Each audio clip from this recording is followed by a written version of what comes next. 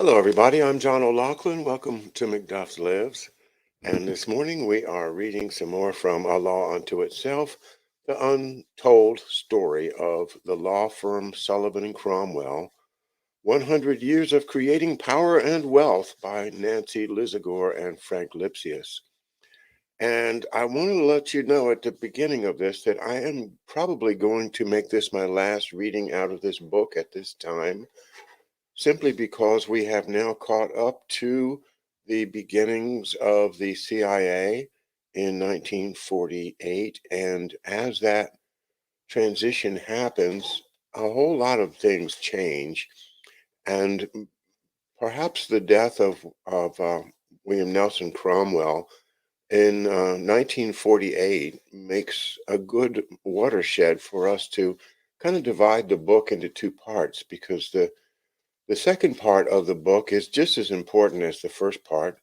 However, I want to take a diversion from it for a while to concentrate on some of the stuff we've learned, especially William Nelson Cromwell's remarkable association with the Order of St. John of Jerusalem, which is apparently a religious order having some tradition to do with the Russian Russian nobility and the White Russians. And we've heard of them when we studied Michael Golonyevsky's amazing career and the book by Kevin Coogan. But I hadn't run into them again as members of this St. John, Order of St. John, or OSJ, I guess, until I started studying this book. And now we understand that not only was the firm working with the Jewish bankers such as J.W. Seligman for financing of big projects like the Panama Canal, but also with the Warburgs and others. But on the other hand, here you have William Nelson Cromwell, um, I think manipulating the reinvigoration of this Order of St. John in order to do what? To support the Romanovs, to support the, no, I'm sorry, I misspoke, to support the branch of the Romanovs that was leaning towards, I guess democratization would be the word, was leaning towards ending the imperial powers of the Romanovs. And that we spoke of in our last show about William Nelson Cromwell himself and his association with the Order of St. John, in that the order itself is consisted of a number of Russian nobility, but also the Grand Prior in 1912 becomes William Nelson Cromwell. And there he is in Paris running this attempt to, well, I guess overthrow the Tsar Nicholas, by his relatives, Grand Duke Kirill or Cyril and Grand Duke Alexander. And it appears to me that these guys were being seduced by William Nelson Cromwell at the Waldorf Astoria. The saying, look at this wonderful life you can have if you just become one of us, come and work with us Wall Street types. And in order to control Russia, this seems to have been the very first attempt to have taken down the Romanovs, and that was sponsored by who? By William Nelson Cromwell, who becomes the Grand Prior of the Order of St. John, and thereby is able to direct, and apparently in a failing way, a revolution in Russia that never happened the way he wanted it to. Of course, it became more and more radical and more violent, and he lost control of it if he ever had it. But that is so fascinating to me that I want to dig back into my studies of Golonyevsky and take this Order of St. John much more seriously than I had before.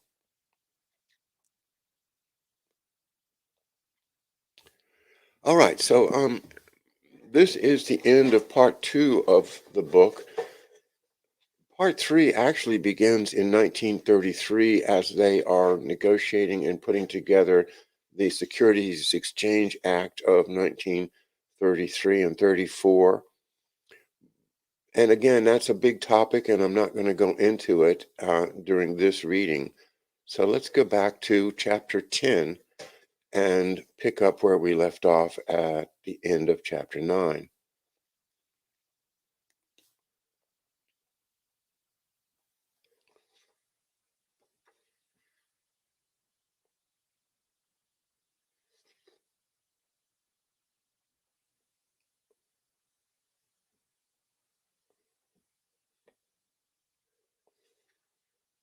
Excuse me a second.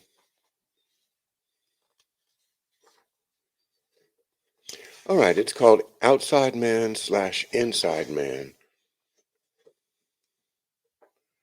You can spend many of your evenings uptown attending the Foreign Relations Council and having dinners with people and talking about big affairs, but none of that gets into the ledger as revenue for the office. Quote from David R. Hawkins, Sullivan and Cromwell partner. John Foster Dulles periodically ventured uptown to polish off a bottle of champagne over lunch with William Nelson Cromwell and give the old man a perfunctory account of firm activities. Now well into his 90s, Cromwell still approved new partners, though he usually could not remember who they were even when he was talking to them. The firm devoted several partners' meetings to discussing funeral arrangements for the founding father, only to see him survive a few more years. But finally he died, age 94, on July 19th, 1948, to the relief of Rockefeller Center, which promptly erected a new 33-story office building on the site of his house. I wonder why they picked 33. His death marked the beginning of an era for Rockefeller Center, but the end of one for Sullivan and Cromwell. More than 24 honorary pallbearers included the firm's partners and George Sullivan, the 88-year-old son of Cromwell's original partner, who had joined the firm in 1882. A blanket of red roses covered the casket lying in state in the domed silence of St. Bartholomew's Church on Park Avenue, which was steeped in floral arrangements, among them a replica of the Cross of the Legion of Honor in red and gold flowers. More than 500 people attended the funeral. Like an old dowager, Cromwell had spent his declining years proposing changes in his will that he ultimately never made. Even after his death, his $18 million legacy occupied lawyers' time in court because he gave money to law societies that needed to prove their eligibility for tax deductions.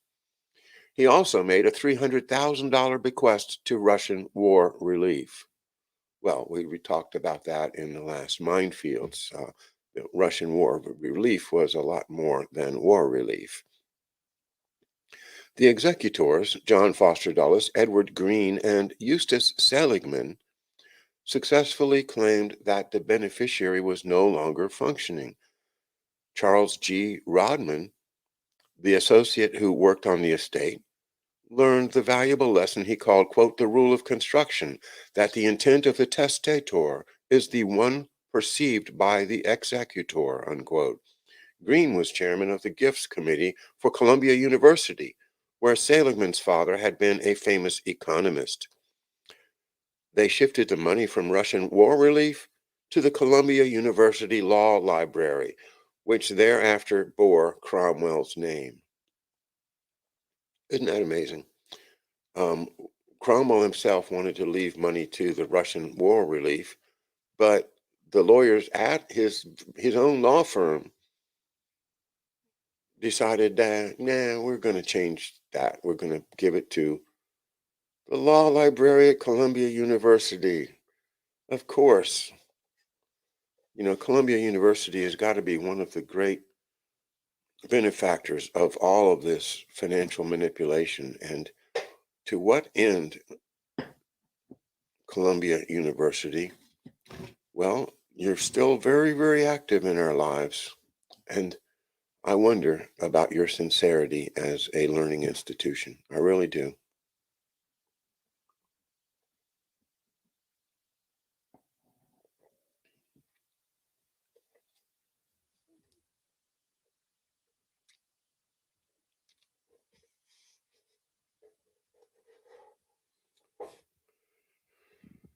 Cromwell's largest individual bequest went to his Paris secretary, Jane Reynard, his reputed mistress, who got $35,000. Another beneficiary of $10,000 was Helen Keller, whom Cromwell knew from the permanent Blind War Relief Foundation he established during his years in Paris. John Foster Dulles stayed at the firm for only a year longer, resigning on July 7, 1949, to accept an appointment as United States Senator to fill the unexpired term on the death of Robert Wagner.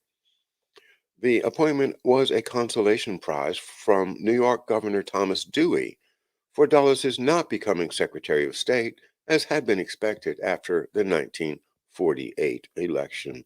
You remember the famous newspaper headline, Dewey defeats Truman. Well, it was wrong.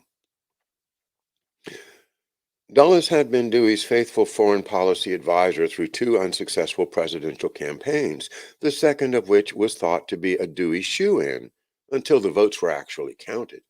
By 1948, most of the previous controversy, like Dulles' support for America First, once again another indication that the firm was playing both sides of the Jewish question, was forgotten.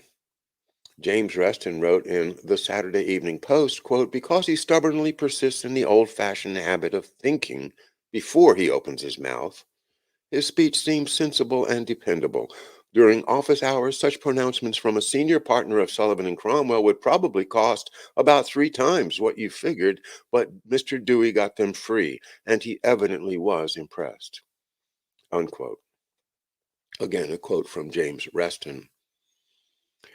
A full-page photo of Dulles accompanying the article had the caption, quote, the man who may succeed Secretary Marshall had a lawyer's mind, a philosopher's outlook, and a diplomat's training, unquote. Secretary Marshall being George Marshall, of course, the famous five-star from World War II, whose legitimate claim to that authority is somewhat in question now after what we read last time. He certainly had a lightning rise and had no combat experience.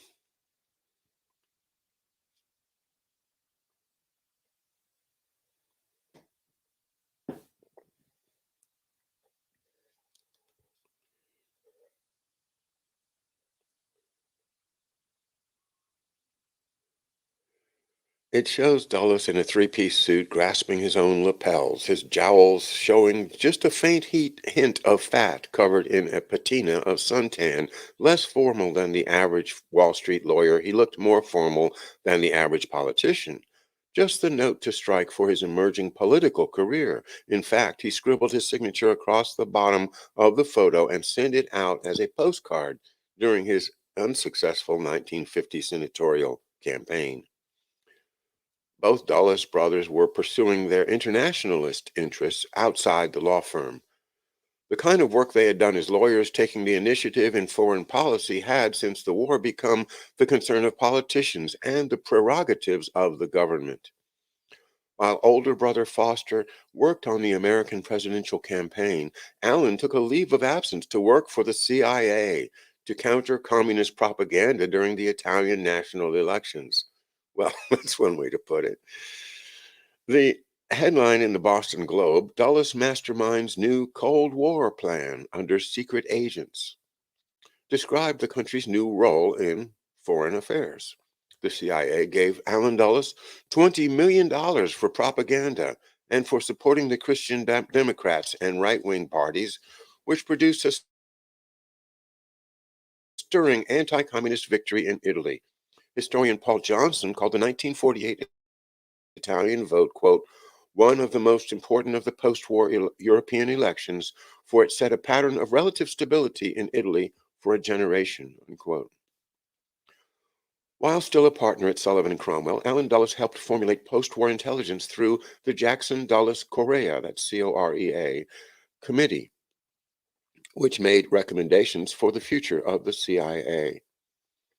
He was part of the group that founded Radio Free Europe as a private corporation before it was taken over by the government in the 1960s. He was also instrumental in negotiating among the competing intelligence factions in the government to make the director of the CIA the preeminent head of American intelligence. Boy, can you imagine how J. Edgar Hoover felt about that? I mean, this was the huge fight behind the scenes in the 50s, and Hoover lost.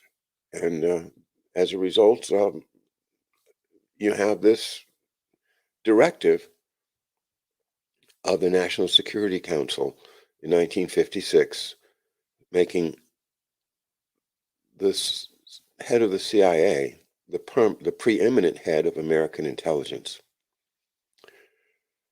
Well, that was bad, I think, for America and for, the people that were like my dad, who were trying to make our country safe, make our country fulfill its promise under the Constitution. The Constitution was very far, I think, from the minds of the CIA, and their methods and their history shows that they completely ignore it. As opposed to, I think, the FBI, which would use uh, subversive methods, blackmail, things like that. Nevertheless, still respecting and promoting the ideals of the Constitution. Whereas I don't think the CIA has any interest at all in doing that.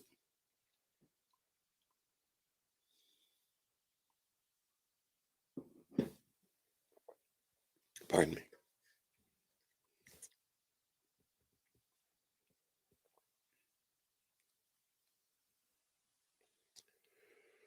Both brothers were destined to be in Washington, as their foreign policy for clients was overtaken by the government's foreign policy. If they wanted to continue to promote their private agenda, they now had to do it as government policy, not dictated by private interests as it had been before the war. This is important and very significant in the sense that if you remember the businessman's coup, for instance, the idea that businessmen behind the scenes were able to control and drive the government's decisions was almost taken for granted by people like the wealthy, the Rockefellers and the Carnegies, the Warburgs, and the idea of being the lawyers for the government should be a conflict of interest, right? Because the government, that's us. We're the people. We're the people that legitimize the government. If you're working against us, you're working against the principles of the Constitution. And that's where I think the CIA has failed us so drastically and intentionally by allowing itself to continue as the agent of private interest, as opposed to being the agent of the nation itself as constituted by the Constitution. Well, that I think is worth noting in the book here on page 164, that if they wanted to continue to promote their private agenda, they now had to do it as government policy. Few people who knew Foster Dulles doubted that he aspired from an early age to the job held by his uncle and grandfather, United States Secretary of State.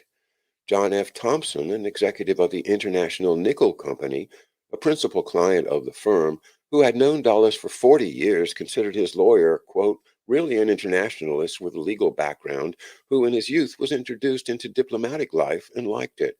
It came naturally to him. He enjoyed doing it. He devoted his life to it, and everything that he did was touched by this internationalism, this connection with diplomatic affairs, so that he tended to think of things, I think, the way a diplomat would. And when he became Secretary of State, that was exactly what he wanted to be. Unquote. Dulles' grandfather knew from his own experience that the best entree to the State Department was a legal career, not the Foreign Service. Throughout his period heading Sullivan and Cromwell, Dulles took advantage of the State Department's being, quote, a quaint place, unquote, according to George F. Kennan, whom Dulles fired when he did become Secretary of State. Kennan, whose Foreign Service career subjected him to the whims of political maneuverers like Dulles, thought the department, quote, embodied kindliness and generosity in the approach to all who were weaker and more dependent, which constitutes, it seems to me, our finest contribution to the variety of the human species in the world and comes closest to embodying our national ideal and genius, unquote. It was not the dullest approach to foreign policy.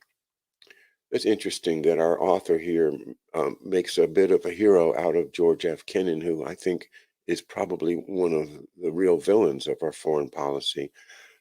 Didn't mean that all villains have to agree with each other, and perhaps that's an example of one and one Kennan and Mr. John Foster Dulles having differences of opinion as to how to proceed.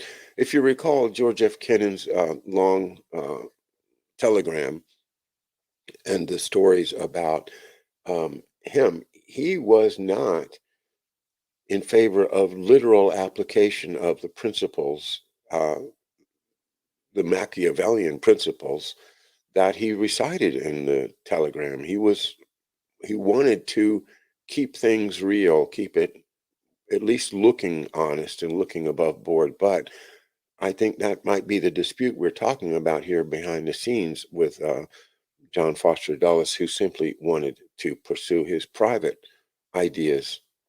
Where he got them from, I don't know for sure, but it seems to be the ideas of the wealthy of Wall Street being put into action. The foreign policy heritage of Dulles' maternal side made a strong potion when combined with his father's Protestant ministry to create a uniquely self-righteous, self-confident, and self-promoting worldview.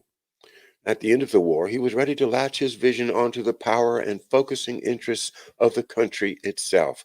He worked in President Truman's administration as a representative of a bipartisan foreign policy meant to bring the country out of the war with a cohesive view of the world. He negotiated the peace treaty with Japan, which excused the former enemy with the same leniency that he advocated for Germany. Isn't it interesting when you think about Unit 731 and um, the importation of the Japanese science and scientists along the same lines as we did with the German and German trained ones? However, you don't hear so much about Unit 731. Nevertheless, there's the connection to John Foster Dulles right here.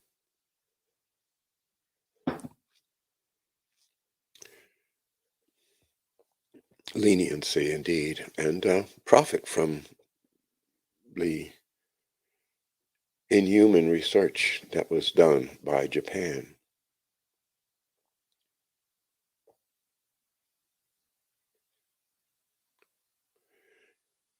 He used bipartisanship to gain a foothold in government, but when he became Secretary of State, he was ready for a more independent course.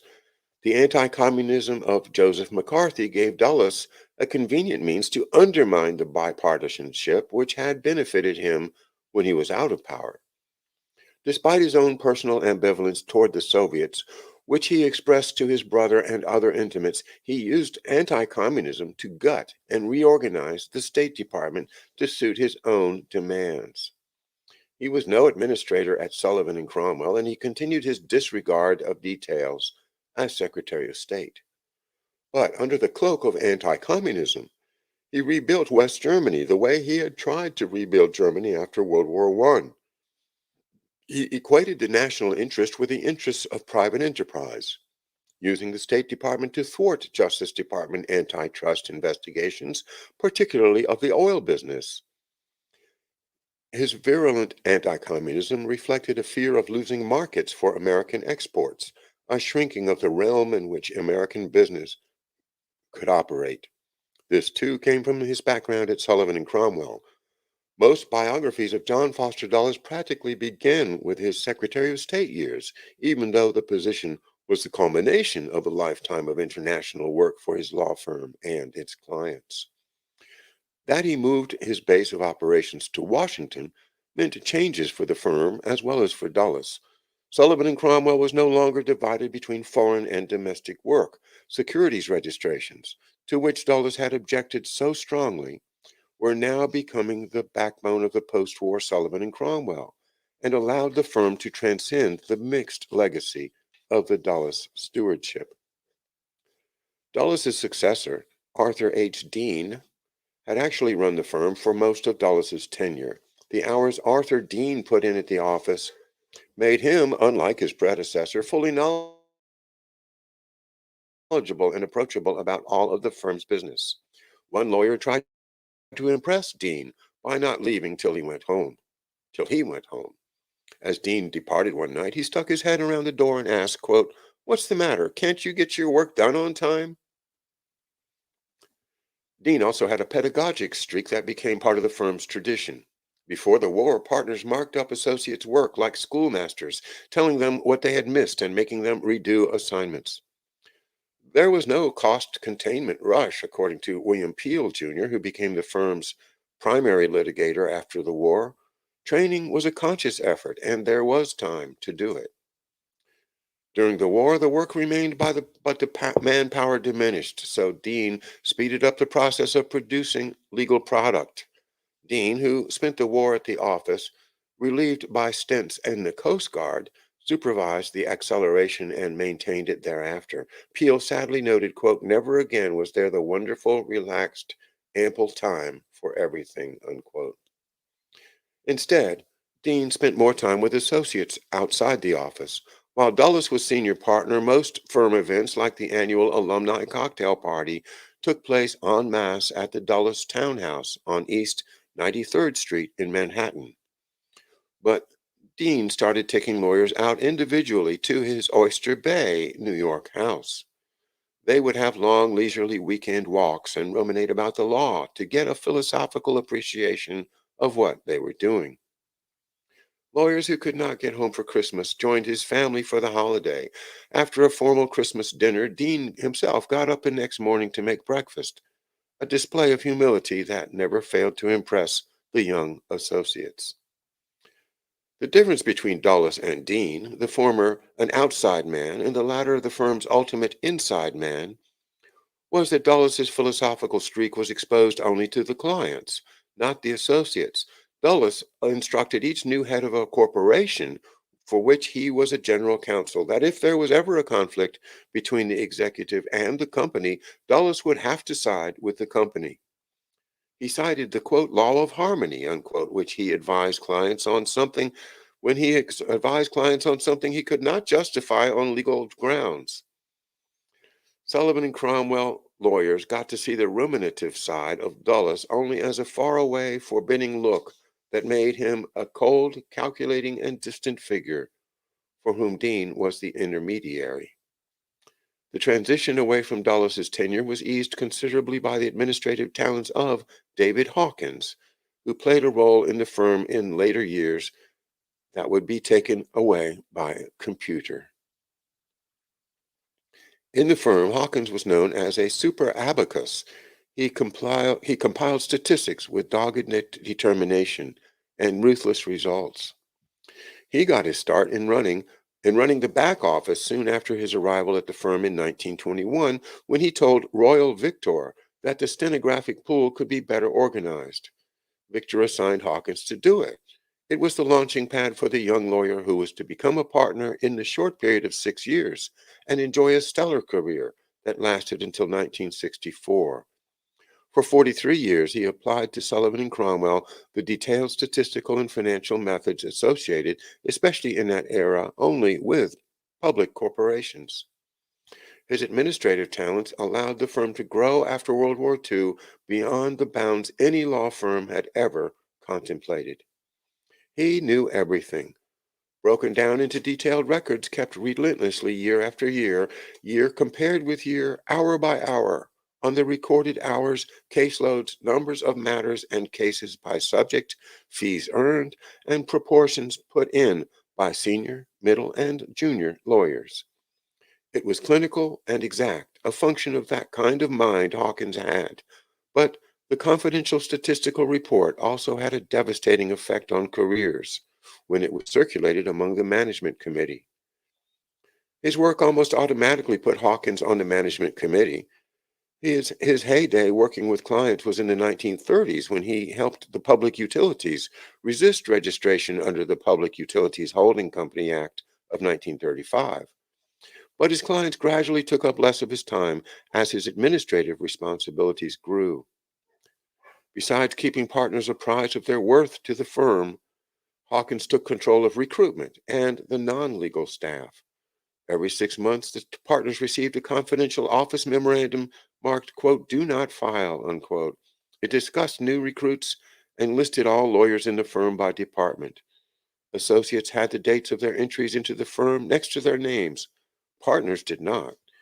Hawkins had a definite idea of the kind of man he was looking for. Quote, "We've gotten in a state of mind now in the early 1960s, which seems ridiculous to me, where we call a person of 30 a youth. My idea is a man should be a man by 21, and he should quit being a young man around 18 or 19 and be a probationary man, if you will, between those years and 21 or 22. His judgments on individuals were quick and harsh. His semi-annual reports on prospective new associates were peppered with instant analysis. Quote, "Best all-around man available for New York," quote, "Good, likable Irishman of the litigation type," quote unquote, "Somewhat negative personality," quote unquote. Richard M. Nixon applied for a place at Sullivan and Cromwell in 1937 when Hawkins noted his, quote, "shifty-eyed manner" in comments that were read to an annual Sullivan and Cromwell dinner during the Watergate scandal in the 1970s. Hawkins had a gruff manner along with his statistical tables. Made many people fear and dislike him. To him, a joke was seeing how different he could make his signature on Sullivan and Cromwell paychecks before the banks would bounce them. Even his secretary, Phyllis, who enjoyed an easy relationship with Hawkins as anyone in the office, finally got tired of the relentless routine. She decided, quote, "I had been doing Dave Hawkins' tables for so long that there is another part of life that I should see," unquote. She also did his tax returns. A generation later, the work Hawkins did would not necessarily have qualified him to be a partner. With his close supervision of personnel and finances, he did the work that was usually assigned to chief executives in corporations, but that in partnerships was left to volunteers or subordinate employees. He gave Sullivan and Cromwell the advantage of being open to recruiting throughout the year, in contrast to firms like Davis, Polk, and Wardell, and Cravath, Swain, and Moore, where recruiting was done only at Christmas time. Until recently, law school students were the first firms to get their jobs, went to the firms to get their jobs rather than wait for campus recruiters. Numerous Sullivan and Cromwell associates and partners had their first contact with the firm when they dared look for a job outside the normal Christmas hiring time. Despite rebuffs elsewhere, Sullivan and Cromwell had someone for them to talk to, Dave Hawkins.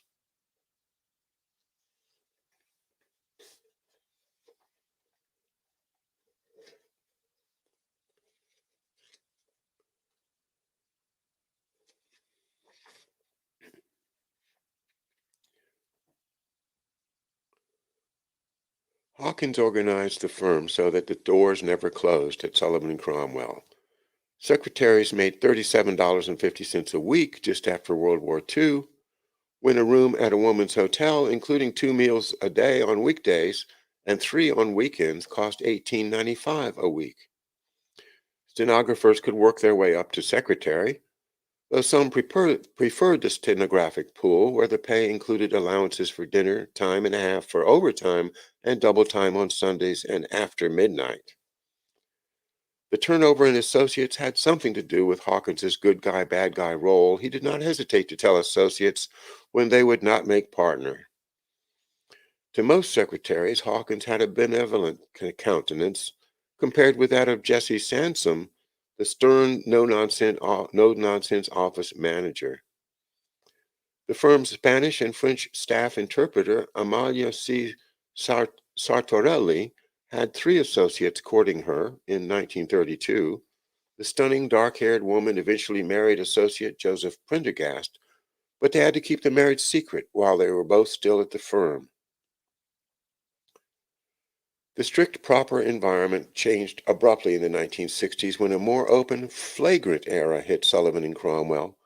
A partner hired a woman associate because of his own personal social designs, and several partners divorced their wives to marry paralegals. But such behavior was not countenanced under Dave Hawkins' strict control of the staff in the long period that straddled the eras of Royal Victor, John Foster Dulles, and Arthur Dean. It was a time in which Sullivan and Cromwell had no rivals in applying a system that got a maximum amount of work out of associates. One former associate, who ultimately became a lawyer in Washington, said with admiration, quote, "One thing about Sullivan and Cromwell is that they know how to drive the young lawyers and make money off of them. Not everybody can do that. It's a skill that they have," unquote, which Hawkins made sure functioned whoever was head of the firm. And that concludes part 2 of the book, A Law Unto Itself, by Nancy Lizagore and Frank Lipsius.